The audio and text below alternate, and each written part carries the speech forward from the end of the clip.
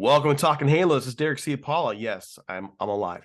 I am. Oh, and Jared Timms and Negative Nate. Negative Nate. Did you, Nate? By the way, have you noticed that name is actually stuck with you? Yeah. Online. Oh yeah. Yeah. Yes, I see the tweets. I see everything. It's online.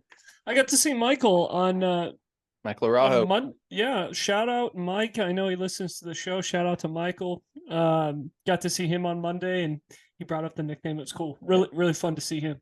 PA announcer for the Angels there. That's pretty good. Yes. That's cool. That's awesome, man. If the PA announcer for the Angels actually notices it, then I wonder how much. I just happen to wonder. I don't know. Maybe you know Jared more than we do. How much do the Angels actually pay attention to the podcasts like Talking Halos? I've gotten some comments. Oh, you've gotten some comments. I can't good say, or bad or what? I can't say much, but I get comments. I mean, if anybody is covering any type of team, like you guys have Rams talk, I'm sure the Rams know who you are, and maybe not listening all the time, but like they hear things, they know things. I mean, players, the same thing with players on social media. Players see things and hear things. Like Sam Bachman heard all the negativity last year and deleted all of his social media. That just came out a couple days ago. Aaron Cherish down in Double-A, the PR guy there, he was kind of talking about all that stuff on and something. So it's not, things don't go unnoticed on social media. As weird as that might sound to some people, things don't go unnoticed.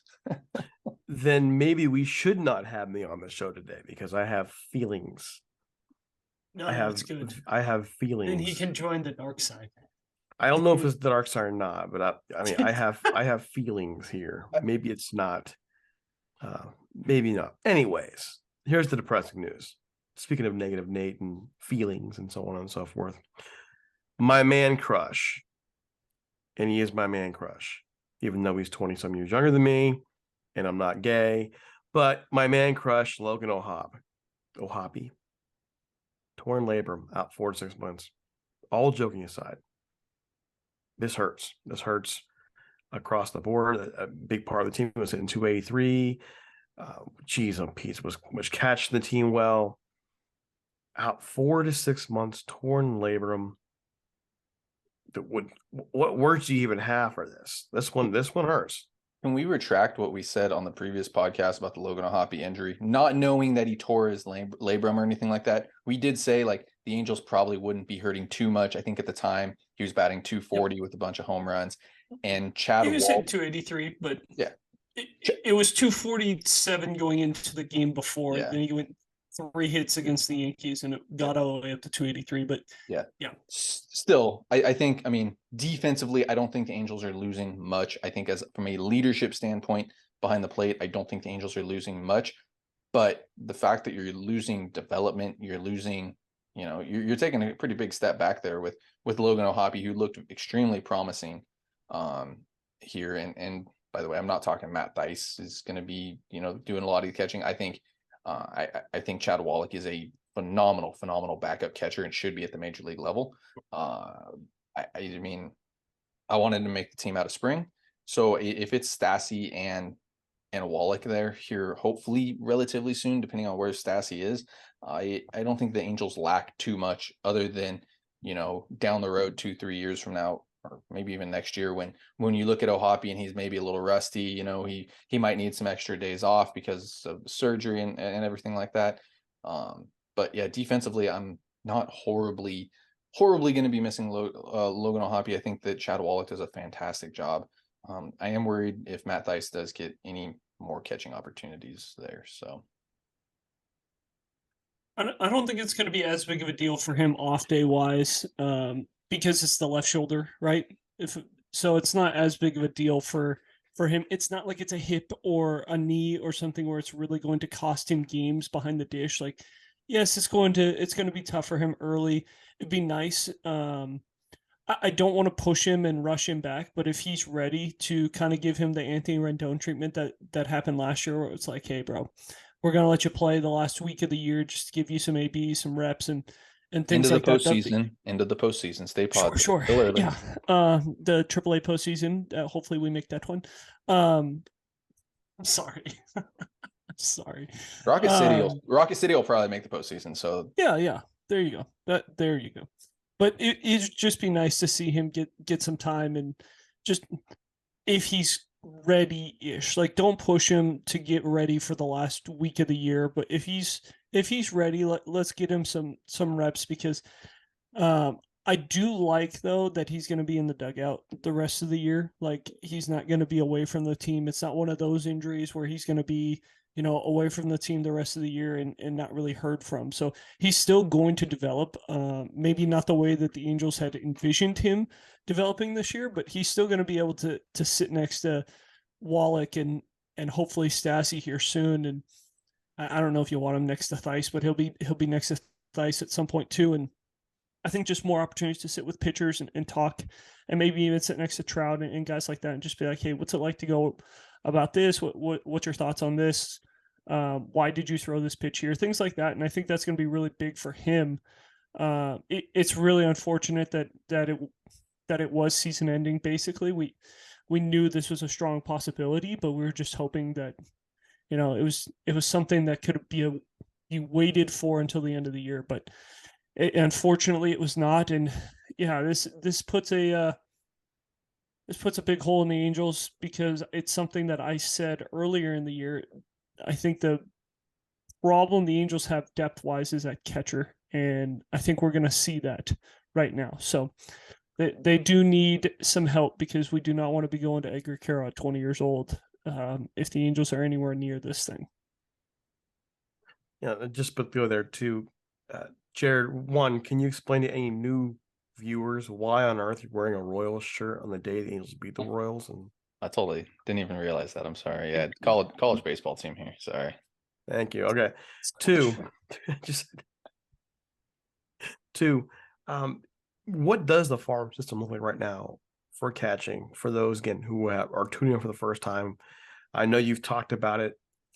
I mean, that's one of the big things that Talking Halos prides itself on, is the fact that we do get in deep with you on the farm system, but catching has been pretty weak in the organization in the past. It seems to be getting better. The O'Hoppe trade was a big part of that. Where are the Angels now in catching depth? Offensively in AAA, there's not a Logan O'Hoppe, right? You have Anthony Mulrine, who I think is a spectacular defensive catcher, handles the rotation really well. They signed a ex prospect, I'd say, named Chris O'Kee. He's been down in AAA as well. I don't know where that stands. I haven't really seen him catch too much. But if you're signing somebody for depth, you're probably assuming that he's, competent and has a good reputation for catching and handling pitchers really well. You look down in AA, you have Miles Emerson, who I absolutely love. I think he's a fantastic catcher. Defensively, again, I don't think he's going to provide much. Offensively, I don't know if he's a major leaguer, but he is one of those guys who you want in your org and you want him around, because he handles the bullpen, he handles pitchers, he handles everybody really, really well, and he's just a leader in the clubhouse. And Nate, you and I saw it down in IE last year when we were covering games. That was Miles Emerson. He's awesome. Really stood out. Yeah, awesome human being in particular too. So, and then of course you mentioned it, Edgar Quero, not ready yet. I'm like full transparency, like 100%, not ready yet, 100%. Like, just leave him down there. Don't let him.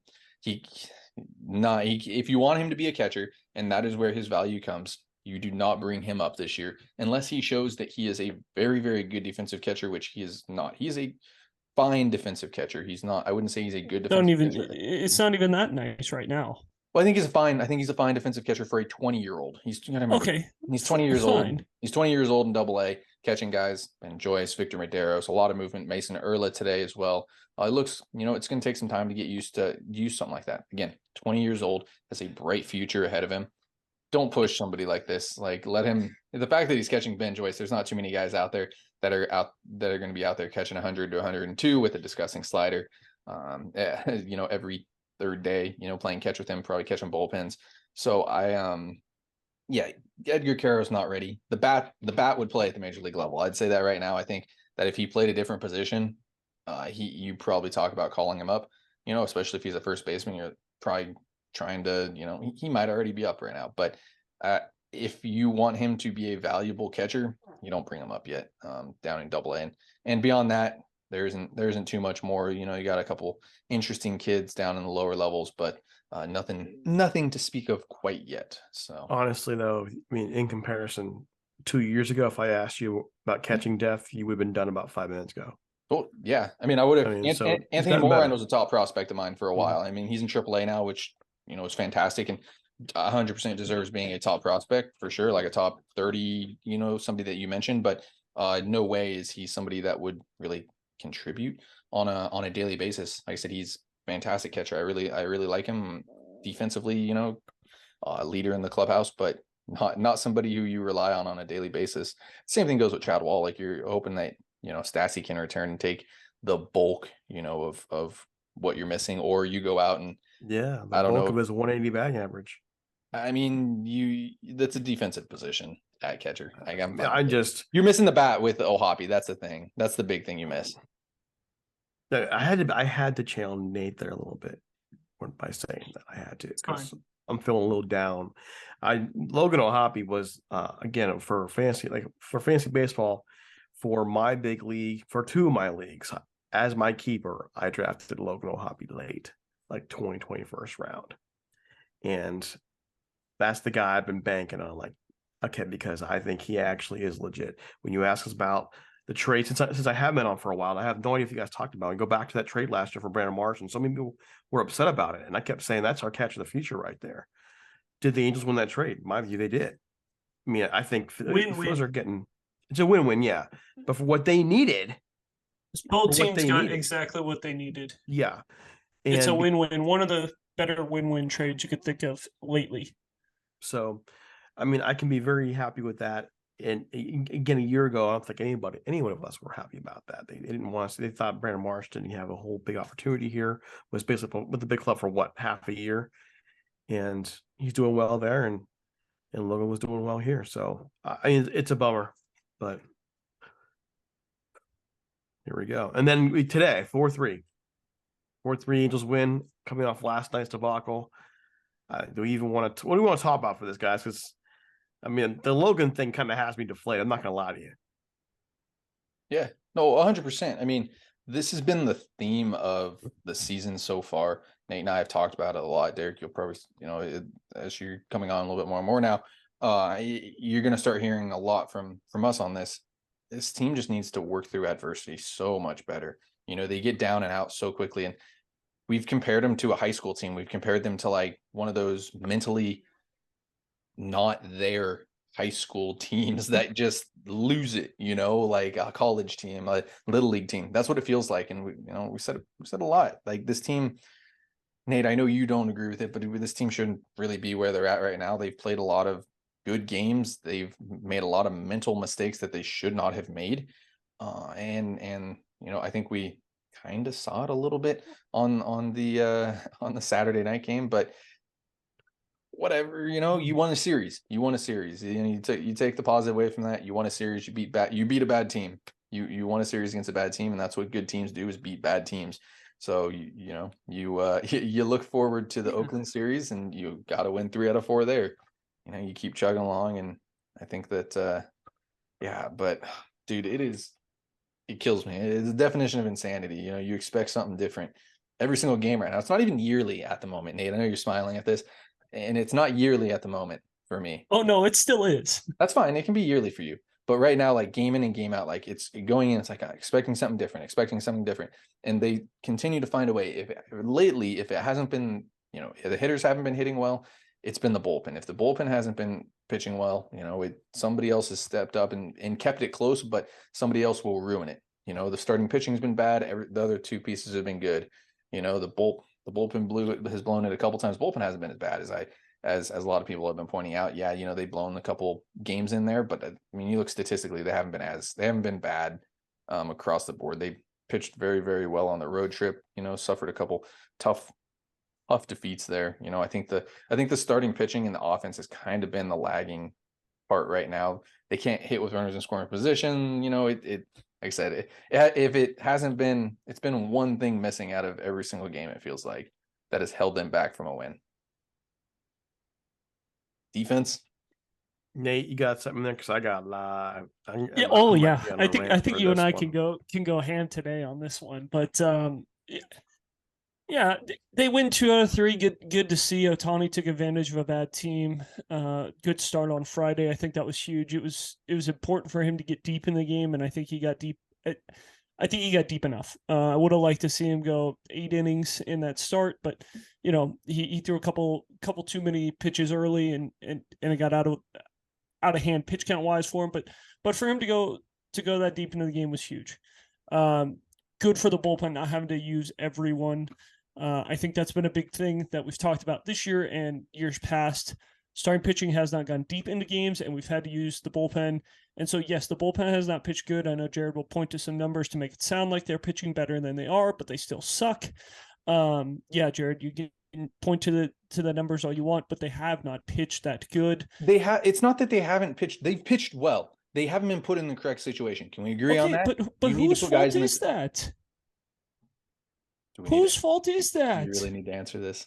Yes. Hey, whose fault is it? We've talked Answer about it. Answer Here it. we go. Who is it? Who's controlling the bullpen? You got to put guys in the right Perry. It's situation. Perry and Phil. The two brothers. Don't say the bullpen's bad though. The bullpen's hasn't been bad statistically speaking. How about this? How about a compromise on it? How about a compromise on it? I think they've had some good, but I don't think they've been clutch. No, and that's where I was going to go with is like that. When you need the outs the most is when it feels like that they don't get the job done. Yeah, you can stare numbers in the face, man. You can stare numbers in the face. I'm sorry, I'm talking to Offensively, it's hit or miss. It just depends on what team wants to show up. Good to see Mike Trout get back on the right side of things. He struggled on the road trip and came home and had some really good ABs. Neto with an RBI yesterday and the weirdest at bat I think I've ever seen in my life. Pops up to end the inning. Everyone's thinking, okay, turning the channel. And then all of a sudden they call a balk out of nowhere, gets another chance, singles to score a run, which was huge. A lot of weird things in that game. And then today, big for the Angels with Trout, Ohtani, and Ward hitting tanks to win the series. I think I'm going to sound like a broken record. Starting pitching needs to go deeper into games. It's been bad. I think Shohei Ohtani, his numbers last year fooled some people to think the Angels starting pitching was better than it was. I think that his numbers were so good that it made some of the total starters numbers look a lot better, and people are like, hey, this rotation's pretty good. And now we're starting to see some things, and it's like, hey, maybe Jose Suarez isn't as good as we think he is. Maybe Tyler Anderson was a one-year wonder with the Dodgers. Maybe Sandoval does have some things that he still needs to get better with. Detmer's, same thing. So the starting pitching needs to be better. But the one thing that I think goes along with that is the defense has got to be better. This game is not played on paper. You cannot just put random guys wherever you want. We have learned this with all the money ball that teams continue to run. You cannot just put whoever you want at any position and hope that it works well because they hit against a certain pitcher and it works out really good for your team. Oh, Brandon Drury hits really good against lefties. Dude can't play second base. I don't care. Like, that dude should never play second base again. You can point out to the play on Saturday. Ground ball to him. He looks to second on a ball in right center, like in short right field. He's looking to second first and then throws back to first and the guy's safe. Like, what are we doing? He's bad on his turns. Urshela's not a first baseman, really.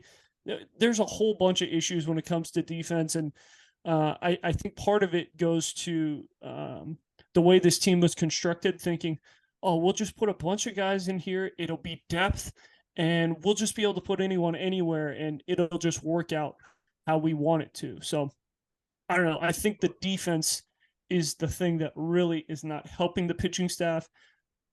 It goes hand in hand, in my opinion. If the pitching was pitching better, the defense might be a little better. If the defense was a little better, the pitching might be a little better. So, I think there goes my rant for the day. I got couple things. The balk play. Condors right there. You're welcome for that. That was fun. Yeah. I figured you'd like that. Of course. We'll call out there, but you look at the bullpen, 14th best, so middle of the road ERA in baseball, 3.60. You expect that to play a little bit better. the Who 8th. leads the league in meltdown innings? You can look it up. I don't know where to Aaron look. Loop. Okay, there you go. Move on. I don't know team meltdown innings. That's fine. No. That's Aaron fine. Loop leads it. Is that even a stat? Oh yeah, meltdown Yeah. innings. Fangraphs. Yeah. Aaron Loop leads Major League Baseball. 8th best FIP, 3rd best WAR. I know you don't like WAR. I know you don't like FIP. But 14th. I don't mind FIP. It's middle of the WAR road that ERA. pisses me off. Middle of the road ERA there, man. The bullpen hasn't. It's been For what roller we coaster. pay our bullpen, you have to be better. Well, then And you don't gotta give me explain the that to money me. doesn't matter. You got to explain that to Don't me, give 'cause me I money agree. doesn't I wouldn't matter. pay. I wouldn't pay for a bullpen either, but that's how the bullpen was constructed. but So that's the for this thing. bullpen, How But- much you pay matters. If you pay a lot to pitch guys, you pay Aaron Loop, you pay Ryan Tepera, you pay Carlos Estevez, you pay Matt Moore, you pay all these guys in the bullpen. The bullpen can't be 14th. And you can't tell me expect them to that the be better. bullpen was a problem last year and we're going to spend a lot of money this year and all of a sudden the bullpen's fixed and middle of the road is fixed. This bullpen's not fixed. improvement. Not really. It's an improvement, but it shouldn't be where it is for being the highest paid bullpen in baseball. I don't know if that's correct or not, but it's probably top freaking 5. close. All right, hold on. You don't have a closer. You don't. You don't need a closer. Okay. Yes, you don't do. have you don't have a closer. You don't have a reliable setup guy. You don't have a guy who you can go 7, 8, 9 and go, this is it. We know it's shut down from this point forward. You can talk about numbers, and you're right. The numbers are what they are. But when it's come down to it, like a last night, when you needed them to shut them down, they didn't do it. And that's been a repeat throughout the year. That happened in the New York series, that happened in Boston, that's happening everywhere we go. So you may have 2 or 3 days where the bullpen does well, does fine, pads those numbers up real good. And then you have a meltdown when you don't want that meltdown. Well, then you have yesterday where all of a sudden Quijada can't throw a pitch. And by the way, I blame that on Nevin and the team. He just pitched the night before. If you got other guys in the committee, they can go out there and pitch, put them out there. Why in the world do you put them out there? That I saw that coming from a mile away. The bottom line is this: numbers don't always tell the story. We can't get stuck in just the numbers. What does the eye tell you? The eye tells you this. The eye tells you that when it comes down to that hot minute, when you need them to shut them down, it's not happening. Does that mean it won't happen? No, but right now it's not happening. And that's my problem. And that brings me to where I wanted to go the whole time, because I haven't had this chance to do this, is where's this baseball team as we enter May now? Because believe it or not, in 2 months, they got to make a decision of what they're going to do. Where are they? It's only 2 months away, and they got to decide, what do you do about Ohtani? What do you do with the rest of this team? Because as this team is built right now at 11-11 and struggling against Kansas City, they're not a contender. And the whole discussion is, does Ohtani stay? Can we keep Ohtani? Can you keep Ohtani? I don't think he's staying at this point. You're a borderline playoff team if you get things right now. You're a better team than you were last year, but you're a borderline playoff team. That's not good enough. Can someone tell me something about it? What do you think, Nate? I gotta ask he's not coming back. I think we've been saying this for a while, that he's not coming back. The Angels had to be a much better team for him to want to come back. I think even Yankee fans are pointing out to the first time he has taken BP on the field in a long time is in New York. Yankee fans are losing their mind, thinking Ohtani's showing off for them, thinking, hey, he might be going to New York. I'm not going to start that. I do think the Yankees would make sense with a trade partner wise with the Angels right now. The Mets are always going to be in the discussion. I think that, and Jared and I have talked about this a lot, the money is going to be the same all around. Everyone's going to offer roughly the same contract. It's going to be very similar to when he came out of Japan, where everyone says, we're giving you the max that you can get. It's the same from everyone, but who can pitch him the best? Who's going to say, like, hey, the Angels, why did they win last time? They said you're going to be able to pitch and hit, and they had a DH, which the National League did not at that time. So that was really the reason they won, is because they agreed to let him pitch and hit. Nobody else was willing to do that. Now there are 30 teams that have the DH and are going to let him pitch and hit because it's already worked. So I don't like the Angels' chances to get him back, because there are going to be teams that say, hey, look, you can go back there and that's fine, but you haven't made the playoffs in 6 years. We've made the playoffs 6 times in those 6 years, or we've made the playoffs 3 times in the last 3 years. Whatever pitch they're going to go with, they're going to use something of that nature. Like, oh, not only have we only made the playoffs 3 of the last 6 years, but oh, we've been to the World Series once. You get us to, like, we add you to this team, we'll finish that. So I think the Angels are going to be fighting an uphill battle. I think it would make sense to move on and get younger and get better, because it's going to be tough. Look at that. They're so worked up. You start seeing it. Jared, come on. Any thoughts here? About Ohtani? Just period where we're at right now. I mean, Ohtani, it's a lose. You can't trade him. You can't extend him. You can trade him. Well, yes, you can do all of these things, but realistically, you can't. You trade him, it's a PR nightmare. You extend him, Nate. We've talked about this. We've talked about this 1,000 times. You extend him, you don't have a DH down the road. You have an aging Trout, an aging Rendon. Ohtani, what is he if he's not a pitcher? Ohtani, what is he if he can't DH? If he's only a DH, you're going to pay him $50 million a year to DH. And then, there's no trade package that will make sense for him in July. Regardless, I mean, they're going to ask for the. There's going to be one that makes sense for the Angels. It might not make sense to you because you're thinking of the national market that he creates with Japan and things like that. But the Angels are all about winning games, apparently. You know, I love to use that word. Apparently, they are all about winning games. And if you want to win baseball games, and there's anything, if you're getting multiple top prospects, it is worth it, because you are losing him at the end of the year. So getting a second-round pick for him is not worth it. The thing is this. I'm watching the game today, and you can't help but notice all the Japanese product branding all over the stadium now. You can't help but notice all those. There is so much that he brings to the table. But on the same token, what do you tell your fans if he leaves at the end of the year and you get nothing for him but like a draft pick?